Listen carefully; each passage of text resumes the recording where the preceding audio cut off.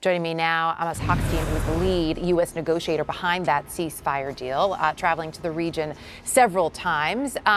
So as we just heard in Jeremy's piece there, not only what we're hearing from the Israeli military in terms of those warning shots, but you heard from two residents from Ori and also from Ora who are skeptical that this ceasefire will hold. Are you confident it will hold? Well, first, Erica, thank you for having me. Look, the ceasefire that was agreed to yesterday, this is we're in a day one of this ceasefire, so I and others will hold judgment. The hope is that this is a permanent ceasefire that is not just a cessation of hostilities on a temporary basis. I saw a lot of reports that this is a 60-day ceasefire. It is not. It is a permanent ceasefire that will require Hezbollah to move away from the border. But Israeli positions inside Lebanon are going to continue to be there for a few more weeks, and as they depart Lebanon on a gradual basis. So the Lebanese military will now come in, and as they deploy to the south, the Israeli military will redeploy back into Israel.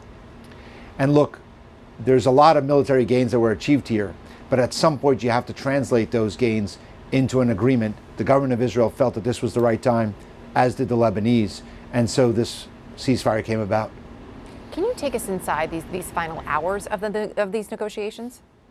Well, it was a very tense last couple of weeks of these negotiations. I went to Beirut, stayed an extra day, and then went to Israel and came back over the weekend, where we still had some things to do. President Biden made a number of critical phone calls to leaders in order to be able to secure it.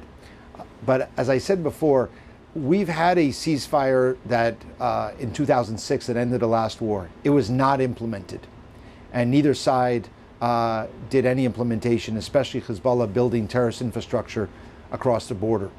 And so we were determined not to just have a ceasefire, but a comprehensive agreement that will include components of implementation to ensure that Hezbollah is not there, and most importantly, to ensure that the infrastructure is not there and is not allowed to be rebuilt. And so the United States, for the first time, is going to play a role in the monitoring and the implementation of this agreement in order to give more confidence. And so the last few days were, until it was voted on in the cabinet in Israel and agreed to by the Lebanese government, there were a lot of issues that could have come up to derail it. And so we were really trying to work this until the very last minute. But as I said before, the Prime Minister of Israel felt this was in the best interest of Israel. And the Lebanese felt the same way, which is why they asked us to try to do a major push to get it. And I'm pleased that we have it, and a lot of lives will be saved as a result. It is tough not to look at this and remember the number of lives lost. Some 3,000 Lebanese were killed. Dozens of villages were wiped out in this conflict. You talked about translating some of the gains, right, into this agreement, essentially. There is perhaps some cautious hope that maybe this could change things in terms of the situation in Gaza. Do you hold out any hope that this could, in fact, influence some movement when it comes to some sort of a ceasefire and hostage release negotiation for Gaza? First of all, being who I am, I always hold hope, and I work towards, I believe in reality. Many people said that breaking the linkage between Lebanon and Gaza was impossible, and that we would not be able to reach a ceasefire in Lebanon without one in Gaza. And that was proven wrong. So I'm glad we were able to get that due to the perseverance of the president and the effort here. But I do think, Erica, that, look, Hamas woke up this morning at 4 a.m. and realizing that the idea that they had Hezbollah as supporters of theirs by linking the two conflicts, that link was broken, that Hezbollah had cut a deal, and now they were the only ones, and that they were alone, and the cavalry wasn't coming from the north. Moreover, Israel is no longer fighting a two-front war, it is fighting a one-front war. And so this is a moment of opportunity, and as the president said yesterday, we will go out and try to get a ceasefire in Gaza that brings out the hostages, including the American ones. So I think we may have a turning point here that we need to explore. Real quickly, in terms of that and the president's pledge to continue to try there, he said it's going to be different, but we haven't heard a lot of specifics on how it is now different. Is it simply that this is now a one-front war for Israel? Is that the only thing that's changed, or is there more? Well, I think that over the last several weeks and a couple of months, the entire region has changed. Iran's number one proxy, Hezbollah, has been degraded and diminished significantly. And now Hamas is on its own. I think that changes the dynamic. The president also said Hamas at the end of the day did not come to negotiating table for a long time now in good faith to negotiate. We're hoping that now the Lebanon deal will help us get to a place where we can have a discussion in earnest. And the president is determined to fight to the last minute to try to be able to get a deal that brings the hostages home and provides the region some stability.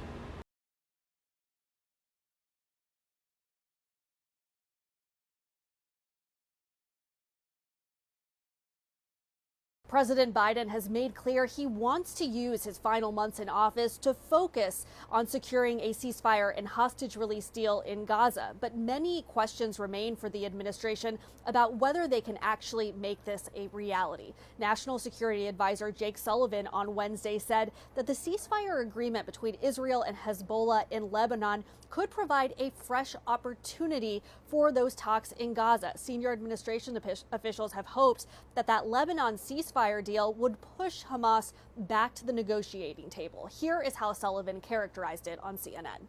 Since the beginning of this conflict, Hezbollah linked its fight against Israel to the fight that Hamas was having with Israel from Gaza. And it said, we won't stop until the war in Gaza ends. That link has now been broken, which means Hamas is isolated.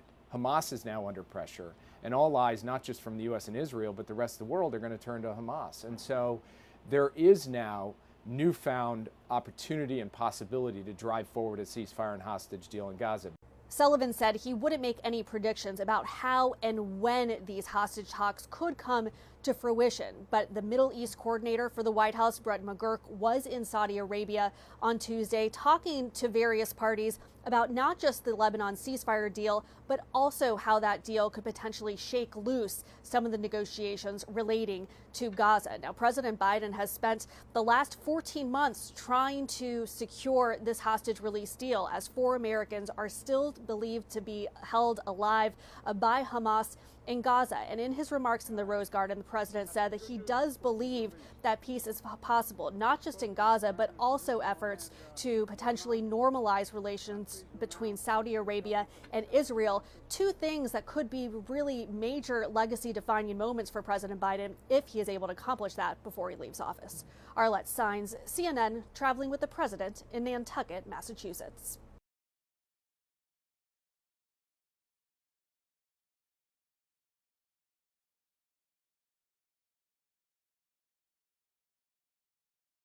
The last time I was here, the Israeli military told me I had just 3 minutes to get in and out. That's because the Lebanese border is right across those concrete barriers on that hillside, Hezbollah sitting right across the border. But now we are just hours into this ceasefire between Israel and Hezbollah, which is intended to bring calm and peace to this region.